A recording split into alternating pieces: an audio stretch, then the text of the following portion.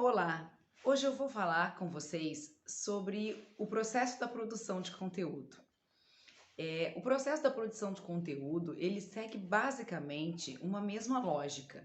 Seja quando você vai fazer a gestão de uma rede social, do Facebook, do seu Instagram, de um grupo de Facebook, quanto de um grande veículo de massa, um jornal diário, um telejornal diário, né, um portal de notícias que, né, é notícia toda hora, em tempo real.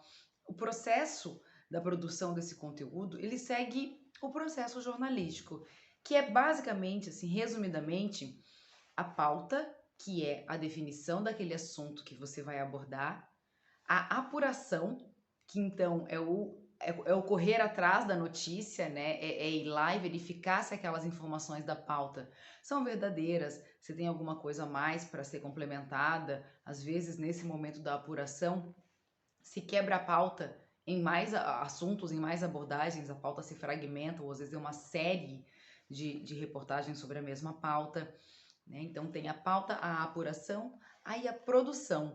A produção ela vai depender da mídia do canal. O que que é a mídia do canal? Se é um canal de YouTube, uma televisão, é em vídeo. Se é na internet, é rede social, é um tipo de texto. Se é um portal de notícia, um blog, é um outro tipo de texto. Se é um podcast, se é uma rádio online ou uma rádio mesmo, né, transmitida tradicional, é verbal, tem um roteiro das interlocuções, das interferências verbais ali da fala, né? Então sempre tem uma mídia que suporta, né? Que esse canal suporta. Então na hora da produção essa mídia tem que ser levada em consideração. Depois da produção, então, a publicação, a veiculação disso, seja um agendamento de um post, seja uma programação realmente de uma publicação de uma rede social, de um blog, de um canal de televisão, publica-se nisso, né? Veicula-se isso, então torna-se isso público e aí mensura. Então, pauta, apuração, produção, publicação e mensuração. 5 passos básicos da produção de um conteúdo.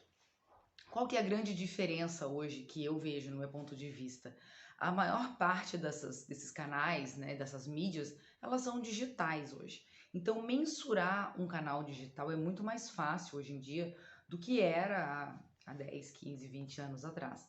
Antigamente, nos veículos tradicionais, por exemplo, se considerava que um jornal impresso atingia até 5 pessoas.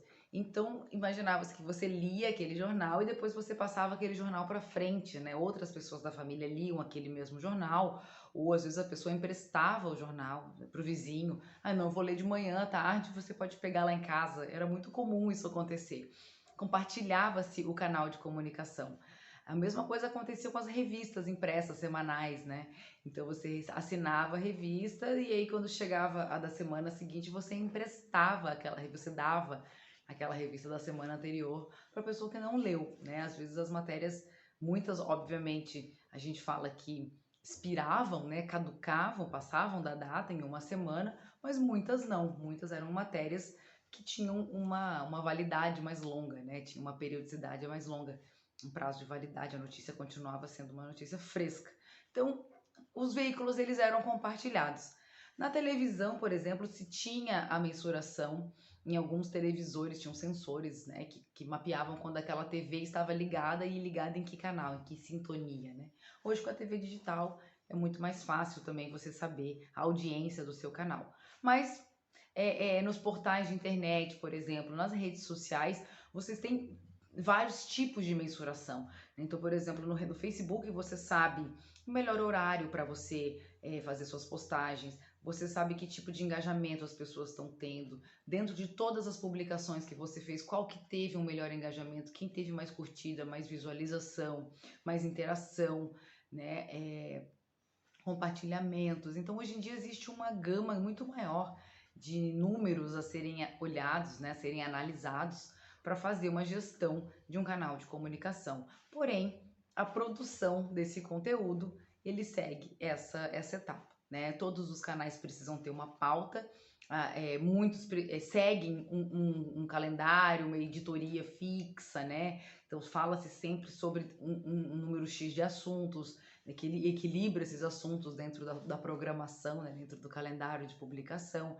Então, essa pauta ela precisa ser, vamos dizer, esse ciclo da produção do conteúdo tem que seguir a periodicidade daquele canal. Então, se semanalmente você tem uma notícia nova para dar, o seu processo de pauta, apuração, produção, publicação e mensuração tem que ser de 7 dias, né? Se é semanal, e mensal, e anual, e semestral, e por aí vai. Então, dependendo da periodicidade dos seus canais, né, do seu canal, você corre, ou, né, acelera ou vai mais devagar nas etapas da produção do conteúdo.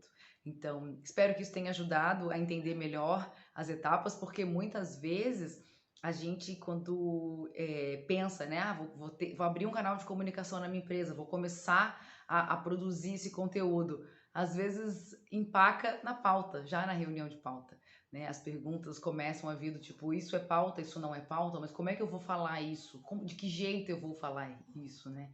Então existe toda uma teoria do jornalismo em volta de uma produção de texto eficiente, muita bibliografia sobre produção de texto hoje em dia tem sido feita, e é muito mais do que hoje se fala sobre o copy, né? Que hoje é o tal do copy. O copy ele tem uma pegada muito envolvente, assim, da parte de puxar a sua atenção, mas a produção de um texto de conteúdo, né, para alguma mídia, seja ela verbal, escrita, em vídeo, né, você precisa ter esses passos, né, é o processo que garante que você não está escrevendo uma fake news, né, não está falando uma grande bobagem ali. Então, a parte da apuração, por exemplo, tem que ser muito criteriosa, e depois na parte da produção, ajustar realmente todo esse conteúdo que você absorveu na fase da apuração em algo interessante, em algo estratégico, né, num conteúdo que vai agregar para sua empresa, né, para sua audiência. Então, depois a parte da publicação, seguir então esse calendário de melhores momentos, né, vamos dizer, os horários nobres. Por que, né, que existe isso, horário nobre? Porque quando a sua audiência está mais ligada naquele canal. Então, a publicação também tem a sua inteligência por trás, não é simplesmente escrevi, terminei agora e vou publicar, né? Ajustar esse horário da publicação para o teu canal tá atualizado, tá fresquinho, a notícia tá fresquinha na hora que a tua audiência tá lá com o canal ligado, né? Online, que seja. Então, esse processo ele tem a sua inteligência por trás de cada etapa. Uma boa pauta, uma boa apuração, uma boa produção, uma boa publicação, e aí sim, esses indicadores de mensuração para saber o quão impactante foi esse teu conteúdo. Eu espero ter ajudado então nesse entendimento e até o próximo vídeo. Até mais!